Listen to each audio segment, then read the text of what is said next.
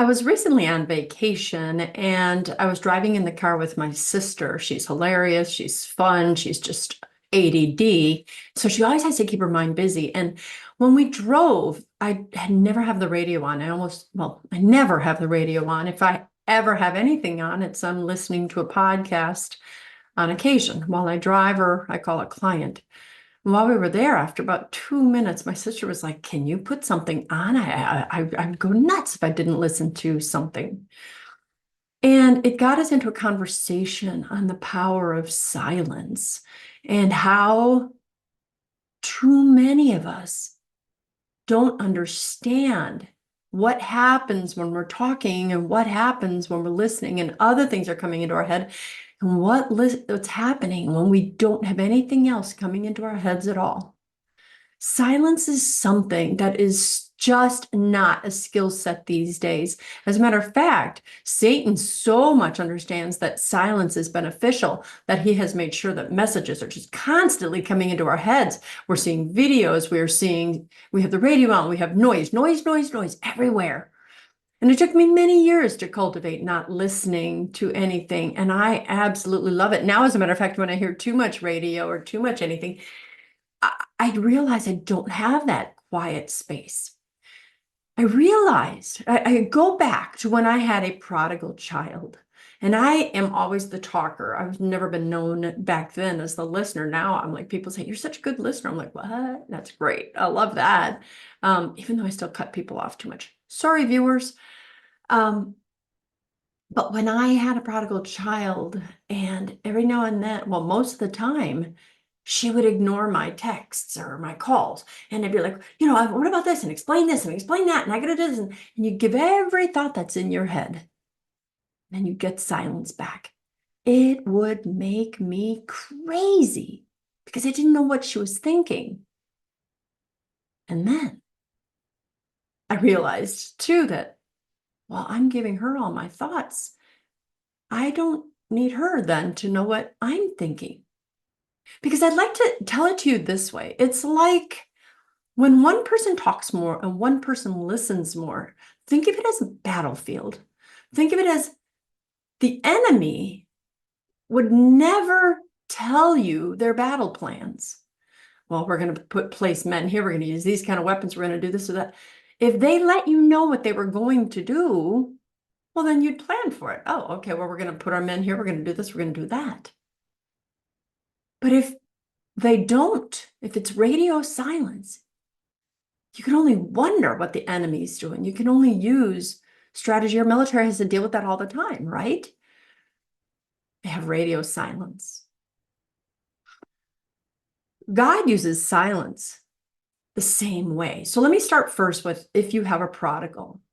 A lot of people are like, what should I say? What should I tell my spouse? I'm going to explain this. And if I tell them this and I love them, but then if I also explain why they shouldn't be doing it, I'm like, shut up.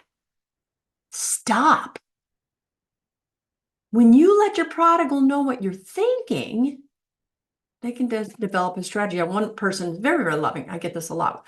Well, honey, if you do this and it hurts my feelings when you do that, or, okay, so I'll explain to you. Oh, you didn't like when I did ABC. So the reason I did ABC was because blah, blah, blah.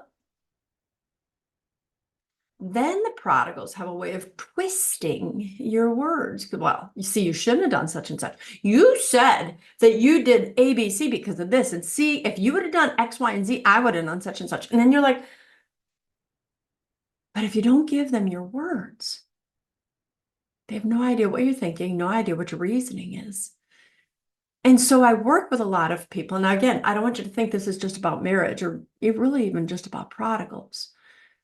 It's understanding when you don't give, then people come after it. If they're not getting everything from you, because a lot of times, specifically with prodigals, they're like, well, I'll just wait and see what so-and-so says.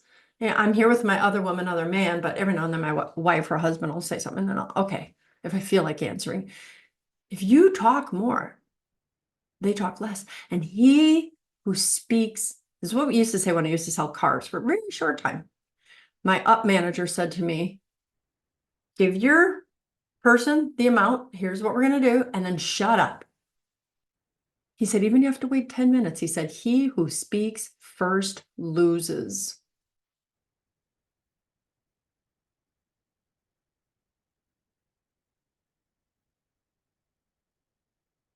He taught me to get comfortable with silence.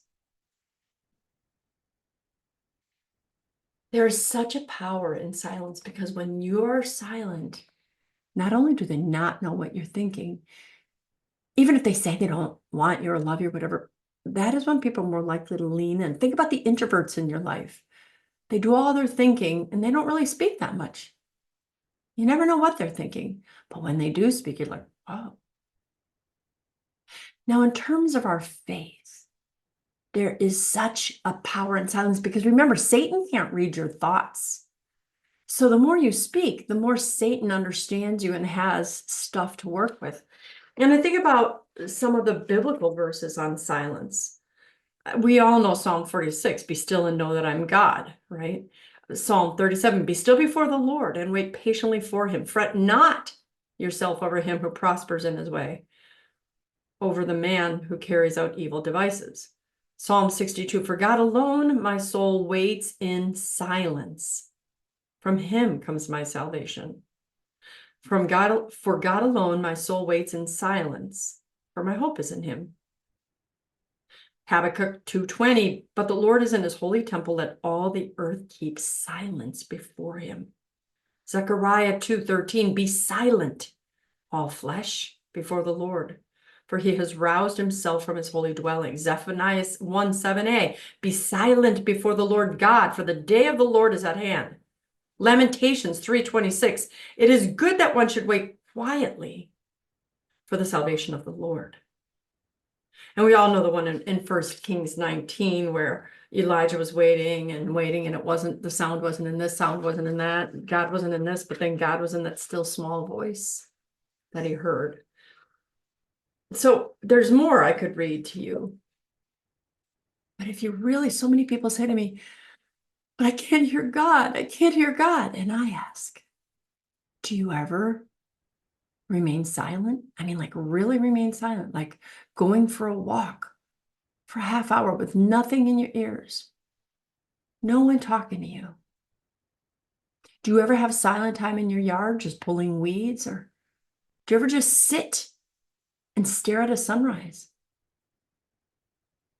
It is in that silence that God is going to speak to you, whether you're in the darkest days of your life, whether you need rescuing, whether you need information, whether you need love and peace. I always remember St. Faustina also talked about the power of silence, especially when she was talking about defense. Don't defend yourself when you're right. There's power in that. Don't defend yourself when you're wrong, because God then will be your defender.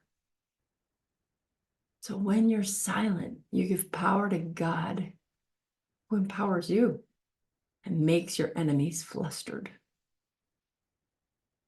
What have you learned about silence? I think one more thing. St. Faustina, who I really love, did say this: the tongue is a small member, but it does big things. A religious, because she was a nun, who does not keep silence will never attain holiness. That is, she'll never become a saint. Let her not delude herself unless it is in the Spirit of God who's speaking through her, for then she must not keep silent. So if God is telling you to say something, that's when you should. So don't use this as, oh, Christine said to be silent. No, no, no, no, no. There are times where God says, speak up.